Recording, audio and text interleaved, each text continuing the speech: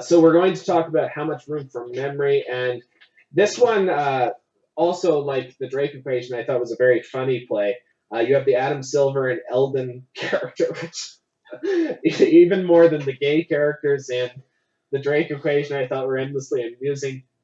Danny, like he did in the other Big Four quartet, goes to Adam and Eldon for information, mostly to talk to Adam because, well, he's not exactly a bright kid. He's nothing compared to Eldon. And you guys send him into the corner, or Adam does. There's also abuse in the relationship, which even Danny is trying to get Adam to stop hitting Eldon throughout the entirety of the play.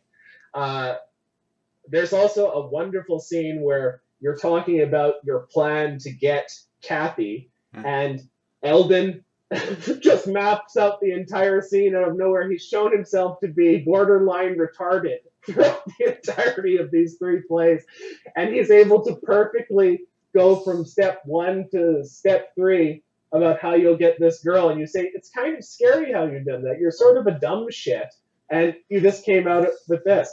So talk about that aspect. I also like the Kathy Bertoli character. You have a motif of, I think you draw from this cartoon show. You call it the Bugs Bunny show, but as a kid, I remember it as the Bugs Bunny and Tweety show, where they have the classic song, This Is It, and Overture, Curtain Lights.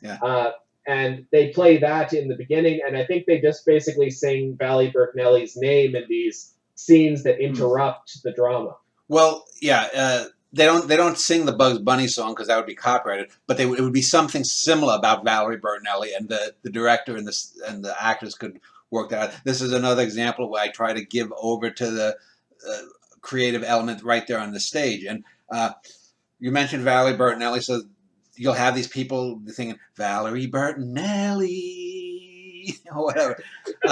And this, whenever her name is mentioned, it's the play stops and we hear Valerie Bertinelli, and this goes back to the very first play where Valerie Vavello was based upon Valerie Bertinelli, just like Megan Morrow is based upon Megan Follows.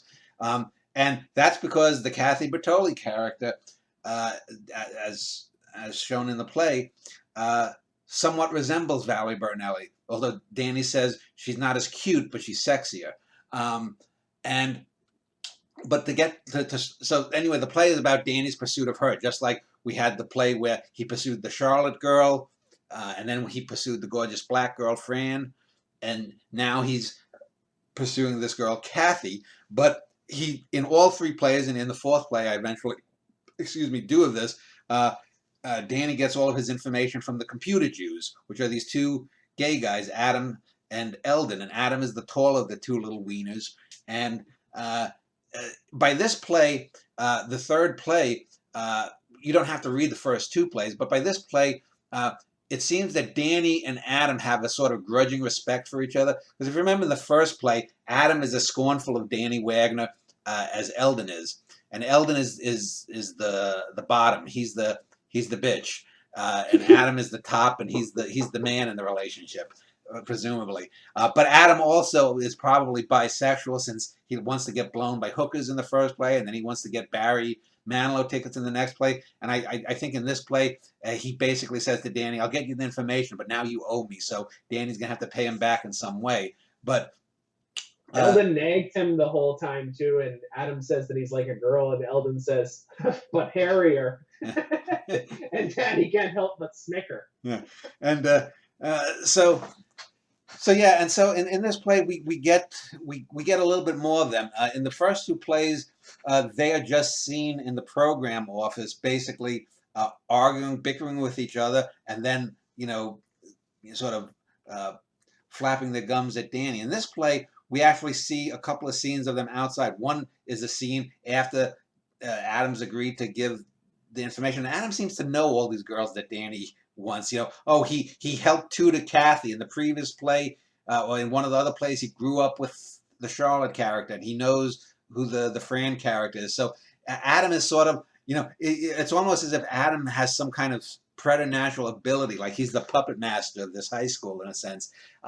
But there's a scene. He seems to be a lot smarter than initially thought too, because He knows some things about science, like he knows about Jupiter's moons, whereas Eldon is clueless in almost everything. Yeah, and these were actually two characters, two real people.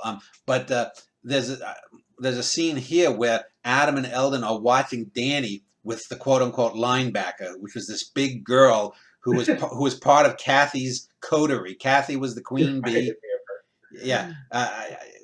In true life, I think I call her something else, but here I call her the linebacker. And so Danny, so and this is another one of these plays where Jessica's always saying, "Why are you always making yourself the hero of the play?" Well, if you read this play, Danny's using this girl, but she's using him.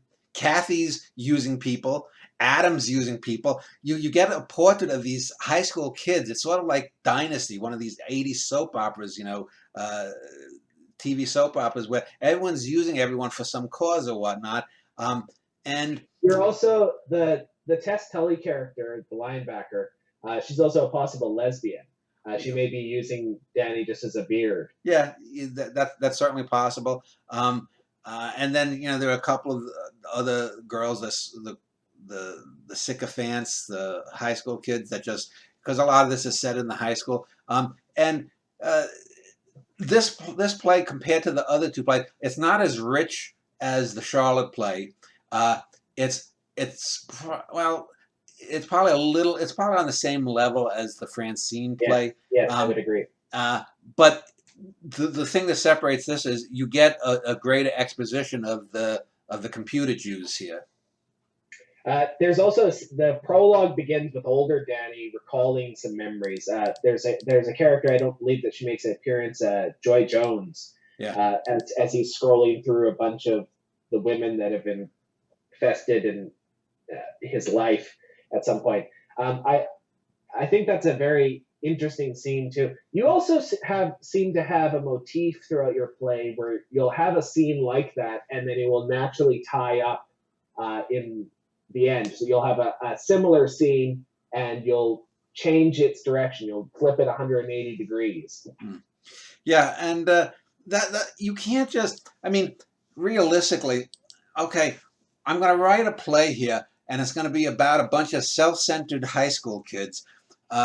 This is a perfect example of what we were talking about earlier in our conversation about one of the other plays, is that you have to infuse something deeper or whatnot. Because realistically, the Adam character, Danny, Kathy, they act not quite like teenagers really act. Yes, they're self-absorbed, but there's, especially with Danny and to a certain degree with Adam, and there's a moment or two that Kathy breaks through the bullshit and seems to have a little bit more depth. But you have to do that. Do you do you think I remember your early plays? They were very realistic dramas.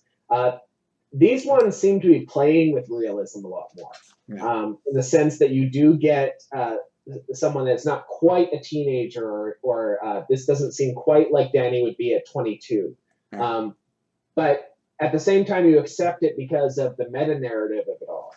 Well, I mentioned before we started this, probably the next play I'm going to do is this play on Jones Beach, and it's going to hark back to my second play, and it's going to have, probably 75 or 80% of the characters of my adoptive family, and it's going to be set in the year 1969 when I was 4. So there'll be an older Danny that's probably narrating it, but the Danny that we see that's going to be interacting with the characters will be the younger Danny, and he'll and whatnot. So that's going to be a more, in a sense, traditional play. But what I'm going to do there to separate it is there's going to be a density of emotion. It'll probably be a long play, 40 to 50,000 words or something.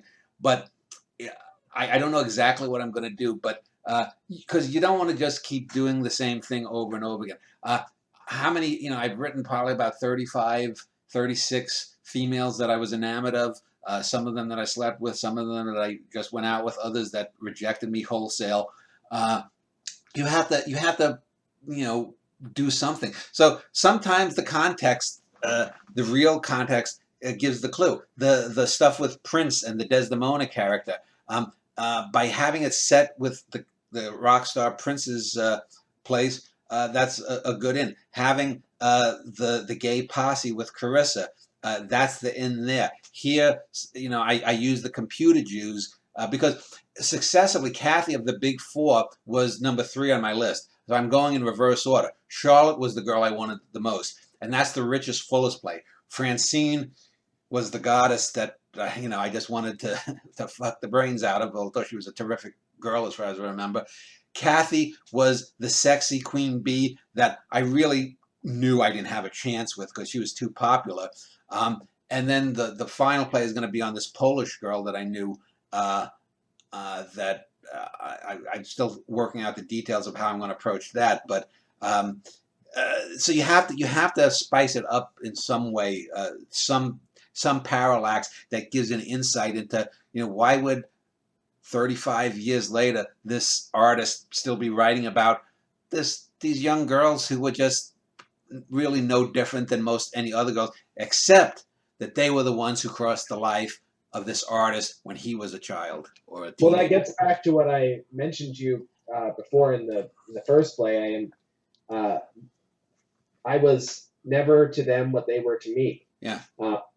So it goes back to the drink equation, and